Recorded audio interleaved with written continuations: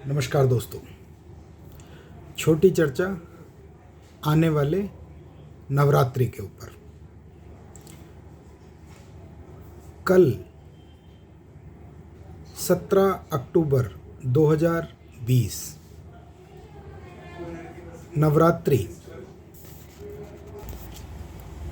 17 अक्टूबर 2020 शनिवार के दिन नवरात्रि का आगमन हो रहा है। संसार में एक बहुत देर से भय व्याप्त था, जिसके कारण से लोग घर से नहीं निकल पा रहे हैं। लेकिन अब धीरे धीरे औषधि मिलना, नई ऊर्जाओं का संचार होना धीरे धीरे पुनः दोबारा जागृत हो रहा है। ईश्वर ने चाहा तो इस नवरात्रि के उपरांत स्तर द स्तर एक एक खंड करके हम और नई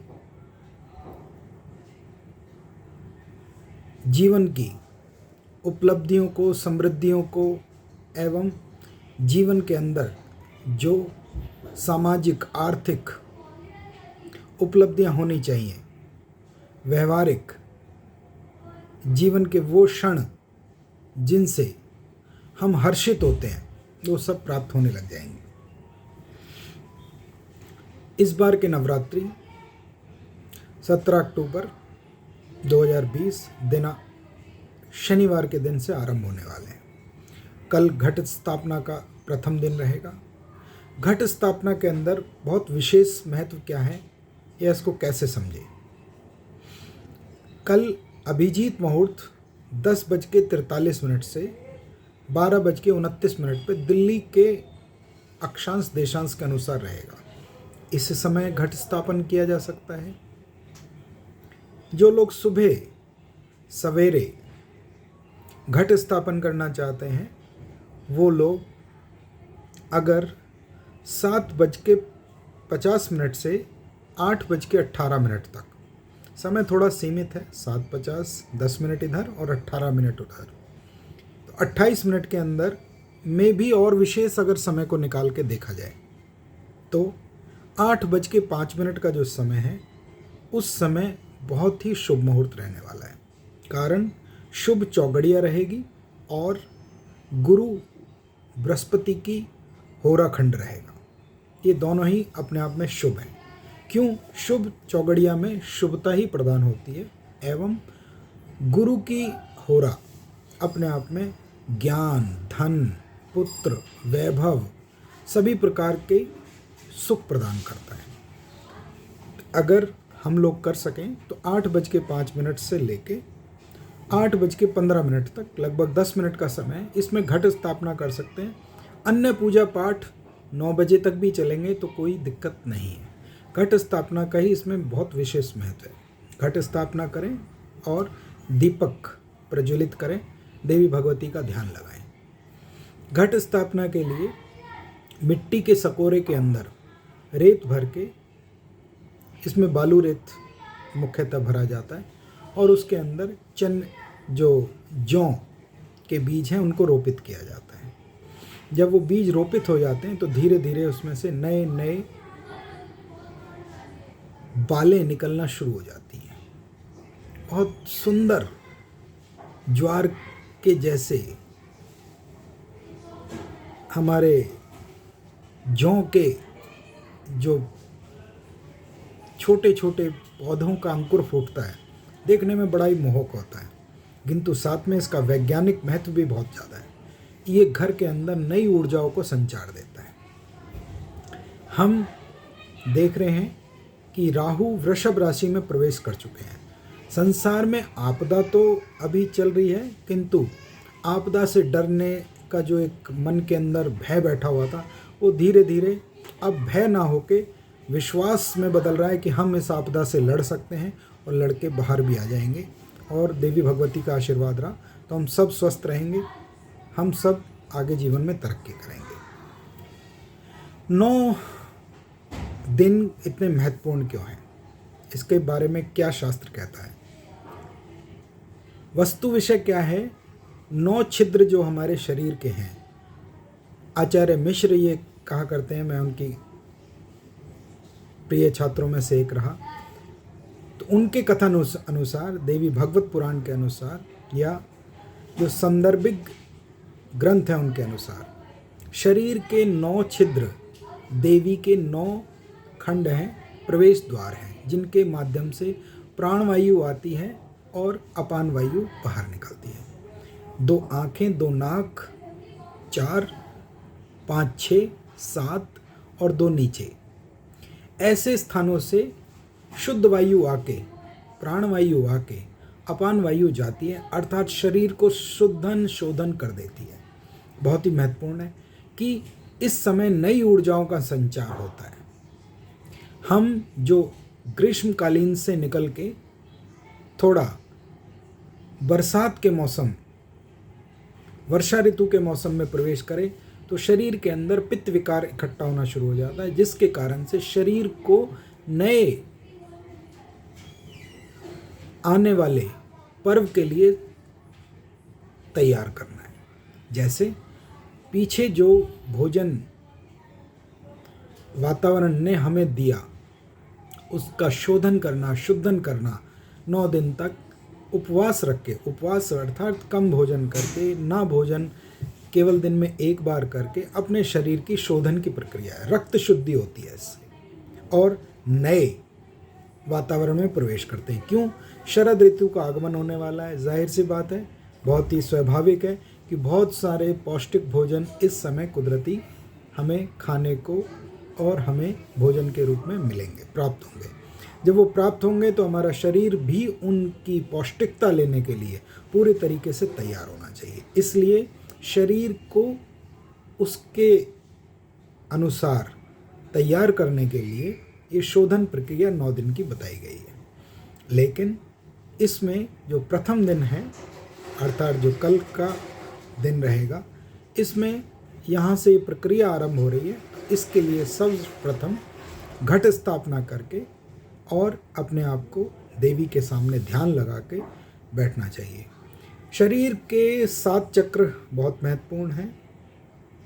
कुछ जगह 5 और कुछ जगह 9 तक भी बोले गए हैं, लेकिन हम यहाँ पे जिन चक्रों की बात कर रहे हैं उन्हीं से आरंभ करते हैं। सर्वप्रथम चक्र मूलाधार के अंदर वास करता है, जहाँ हमारी कुंडलीन जागृत होती है।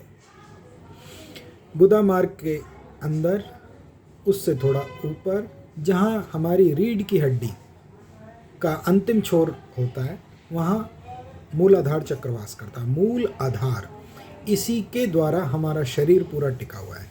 इसी को कुछ लोग अर्थ चक्र भी कहते हैं, अर्थात जीवन में सुख, समृद्धि, धन, वैभवता प्राप्त है तो कम से भी कम एक व्यक्ति भयमुक्त रहता है कि मैं सभी प्रकार से संभ्रांत हूँ।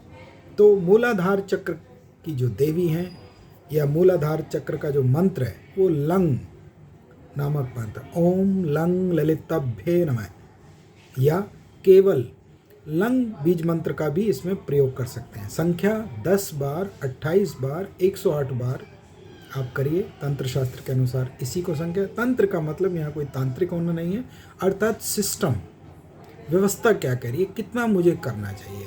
जैसे अगर मैं एक वयस्क हूँ तो मेरे को पूरे दिन में कितनी पौष्टिकता चाहिए, कितना वसा चाहिए, कितना चिकनाहट चाहिए, ये सब मेरे तंत्र का हिस्सा है। अर्थात मेरे शरीर के लिए इतनी कैलोरी, इतना विटामिन्स, इतनी कार्बोहाइड्रेट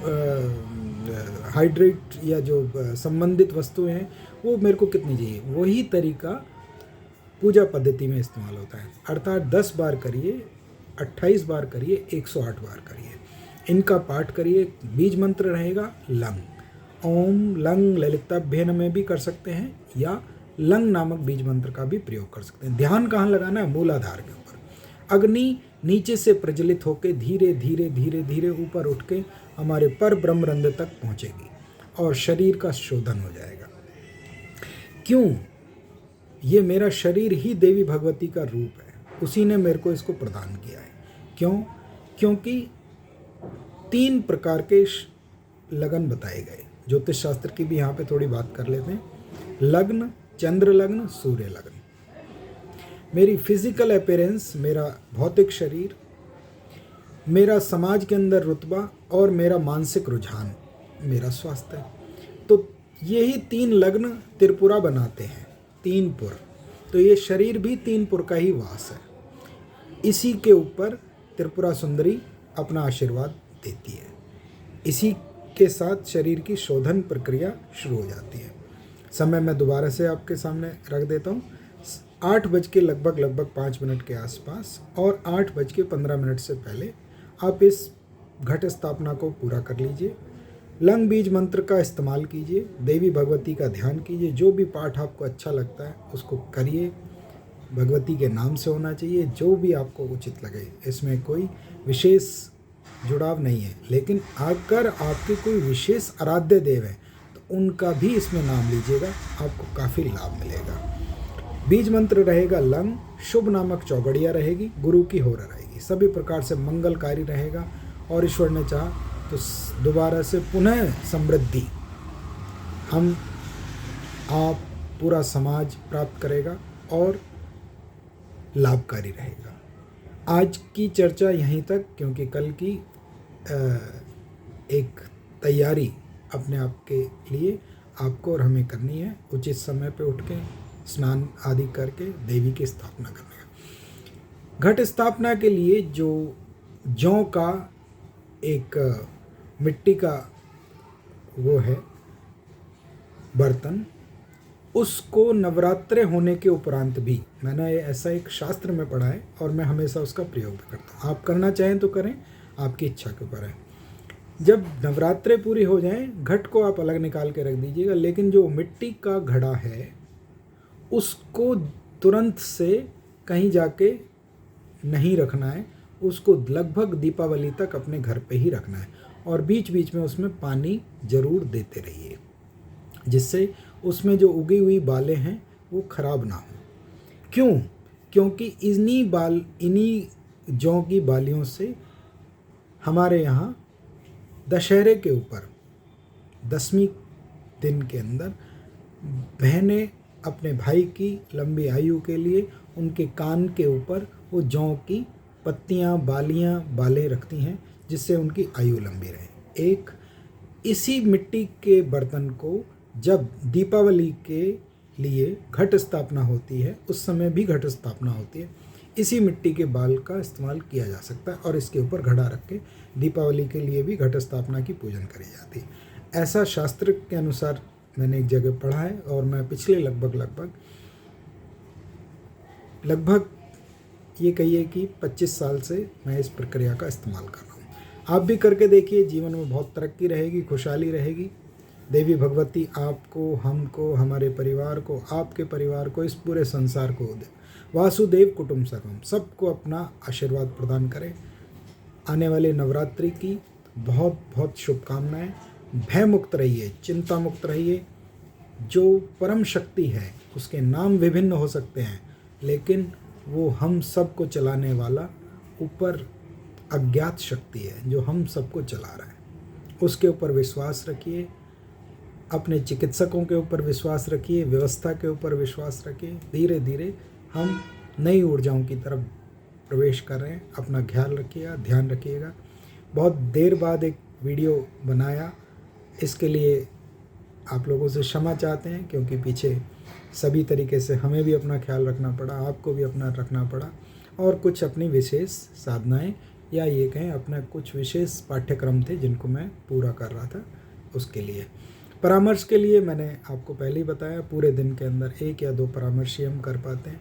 उसके लिए क्षमा चाहते हैं। अगर किसी का परामर्श रह जाता है, किसी का एक प्रकार से पेंडिंग पड़ा हुआ है, अभी उसकी प्रतीक्षा सूची में है वो, तो उसके लिए मैं क्षमा चाहते हैं। केवल आप रिमाइंड करा दीजिएगा, जब मौका मिलेगा उसका आशीर्वाद होगा, हम आप तक ज़रूर अपनी बात रख पाएंगे। त्रुटियों के लिए क्षमा। चैनल को सब्सक्राइब करें, जिससे नई चर्चाएं बनी रहेंगी। इसके बाद देवी के 9 रूपों की व्याख्या किस प्रकार से क्या हो सकती है, आपके साथ हर YouTube के वीडियो में साझा करने की कोशिश करेंगे। धन्यवाद, प्रणाम। देवी भगवती आपको, हमको, इस संसार को खूब खुशियाँ, प्रसन्नता प्रदान करे, ऐसा मैं अपनी देवी भगवती से, आपकी देवी भगवती से प्रार्थना करता हूँ।